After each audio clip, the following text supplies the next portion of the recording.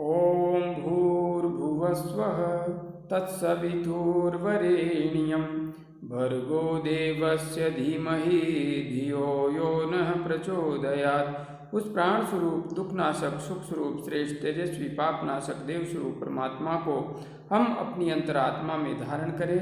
वह परमात्मा हमारी बुद्धि को सतमार्ग की ओर प्रेरित करे। भाइयों बहनों, जय श्री राम, जय गुरुदेव, जय माँ आदिशक्ति। आप भाइयों बहनों की कुंडलिनी साधना से संबंधित जिज्ञासाओं के समाधान के क्रम में आगे बढ़ते हुए आज प्रथम जिज्ञासा ले रहा हूँ। प्रसून सिंह जी ने लिखा है, गुरुदेव, क्या शाम को गायत्री मंत्र का जप करना चाहिए? कुछ लोग ऐसा करने से मना करते हैं। भाई प्रसून सिंह जी, गायत्री महामंत्र का जप सुबह शाम किसी भी समय मौन मानसिक रूप से किया जा सकता है। और हाँ, मैं स्वयं सुबह शाम नियमित रूप से गायत्री संध्योपासना करता हूँ। हाँ, रात के समय गायत्री महामंत्र का जप करना वर्जित माना जाता है, किंतु मेरे व्यक्तिगत अनुभव से मैं जब साधना में बैठता हूँ तो कई बार मुझे 9 भी बज जाते हैं, किंतु मेरा जप, मेरी साधना जारी रहती है। और मैंने कभी भी ऐसा कुछ भी अनुभव नहीं किया है कि गायत्री महामंत्र का जप 9 बजे तक करने से भी या 10 बजे तक करने से भी किसी प्रकार से कोई समस्या आती है, क्योंकि हम उस परमपिता परमात्मा की उपासना कर रहे हैं, उसे पुकार रहे हैं, उसे याद कर रहे हैं। समय का कौन सा नियम उसे पुकारने में बाधक बन सकता है? हम कोई अशुभ कार्य नहीं कर रहे हैं, इसलिए निश्चिंत होकर साधना कीजिए। कोई डरने वाली बात नहीं है। गायत्री महामंत्र के जप के साथ किसी भी प्रकार से कोई भी भय वाली बात नहीं है। बस एक ही मुख्य नियम है, आपका खान पान शुद्ध होना चाहिए। मांसाहार और शराब का सेवन, बस इन 2 से बच जाइए। बाकी और किसी भी बात से डरने की कोई आवश्यकता नहीं है। आगे बहन नीतू राणा जी ने लिखा है, प्रणाम भाई साहब, प्रणाम बहन, प्रणाम। मैं गायत्री मंत्र के साथ ध्यान करती हूँ। अब मेरी ऊर्जा गर्दन से होते हुए सिर के ऊपर पहुँच गई है और सिर पर कुछ घूमता हुआ महसूस होता है। सिर ठंडा हो जाता है, आंखें भी भारी भारी रहती है। मार्गदर्शन करें। बहन, आपने लिखा है, मैं गायत्री मंत्र के साथ ध्यान करती हूँ। बिल्कुल, बहुत अच्छी बात है। अब मेरी ऊर्जा गर्दन से होते हुए सिर के ऊपर पहुँच गई है, यह तो और भी अच्छी बात है। और सिर पर कुछ घूमता हुआ महसूस होता है, बहुत अच्छा है। इससे पता लग रहा है कि आपके सहस्रार चक्र तक प्राण का प्रवाह होने लगा है। सिर ठंडा हो जाता है। यदि सिर ठंडा हो जाता है तो समझ लीजिए साधना में सब कुछ ठीक है, सब कुछ ठीक है। आप बिल्कुल सही दिशा में आगे बढ़ रही है। आंखें भी भारी भारी रहती है।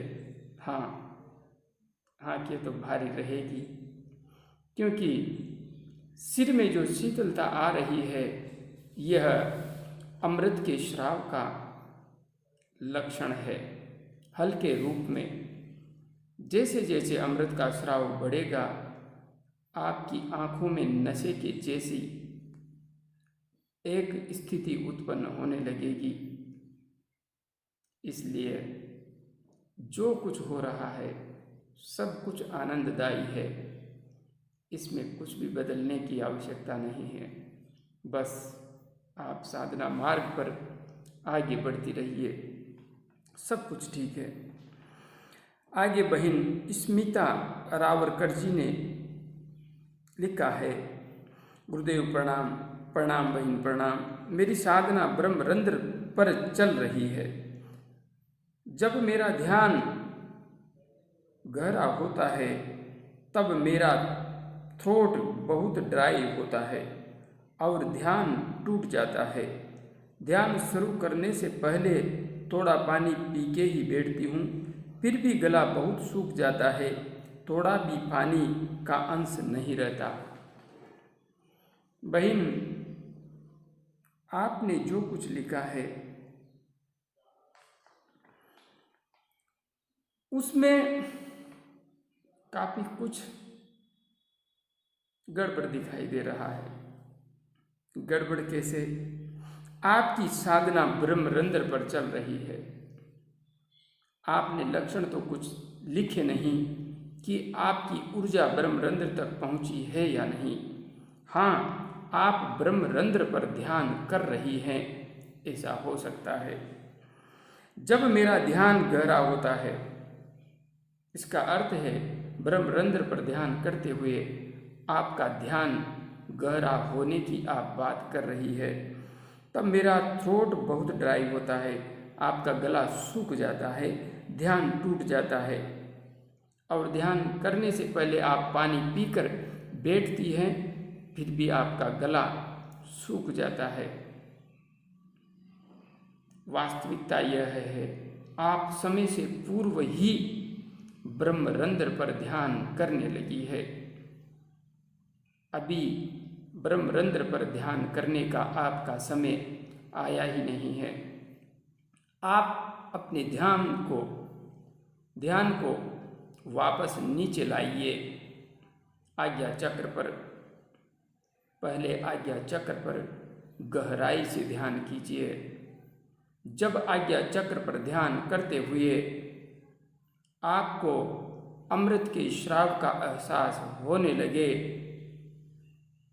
उसके बाद में आपको ऊपर के चक्रों की ओर आगे बढ़ना है। आपकी यह समस्या तभी समाप्त होगी। ऊपर के चक्रों पर जाने पर आपको जो गले में सूखेपन का एहसास है, वह आज्ञा चक्र पर ध्यान करते हुए अमृत तत्व की प्राप्ति होने के पश्चात नहीं होगा। ऐसी समस्या नहीं आएगी। इसलिए अपने ध्यान को आज्ञा चक्र पर लाइए। आगे बहन गीता शर्मा जी ने जयपुर से पूछा है, जुकाम बुखार की वजह से गर्म पानी में नींबू का सेवन कर लिया, जिसकी वजह से नींद व आलस्य बहुत आने लगे हैं। कफ की शिकायत भी बहुत हो गई है, जिसकी वजह से साधना में बहुत विघ्न होने लगा है। आसन पर नींद आने लगी है। गलती तो मुझसे हो गई, अब क्या करूं? कृपा करके कुछ बताएं। बहन जी, मैं सभी साधकों से मना करता हूं कि यदि आप उच्च स्तरीय साधना करना चाहते हैं, योग साधना करना चाहते हैं, ध्यान के मार्ग में गति करना चाहते हैं, तो खटाई से बच कर रहिए। आपने गर्म पानी में नींबू लिया और आपको उसका नकारात्मक परिणाम दिखाई दे रहा है, महसूस हो रहा है। कब की शिकायत हो गई है, साधना में विघ्न पड़ गया है। जो गलती हो गई, अब सिर्फ उसे ठीक करना है। तो ठीक करने के लिए आप एक विशेष काम कीजिए। बिल्कुल शुद्ध हल्दी होनी चाहिए, मिलावटी हल्दी नहीं। दूध में डाल करके अच्छी तरह से गर्म कीजिए। हल्दी का दूध पीजिए बिना मीठा किए रात को सोते समय। इसके साथ ही आप नज़दीकी गायत्री शक्ति पीठ पर जाइए। वहाँ पर आपको प्रज्ञा पेय नाम से चाय के विकल्प के रूप में मिलने वाला औषधीय पैकेट मिलेगा 100 ग्राम का, उसे लेकर आइए। जिस प्रकार से हम चाय बनाते हैं उसी प्रकार से दूध में, पानी में उस पेय को डालकर अच्छी तरह से उबालिए। मीठा उसमें डाल सकती हैं आप। शक्कर की जगह यदि मिश्री डालेंगी तो ज़्यादा बेहतर रहेगा। उसे पीजिए। आपकी इम्यूनिटी भी बहुत अच्छी रहेगी और आपको जो यह समस्या हो गई है इसमें काफ़ी लाभ होगा। साथ में प्रज्ञा पेय को आप बिल्कुल सादा पानी में गर्म कीजिए। उसके अंदर आपको दूध वगैरह कुछ नहीं डालना है।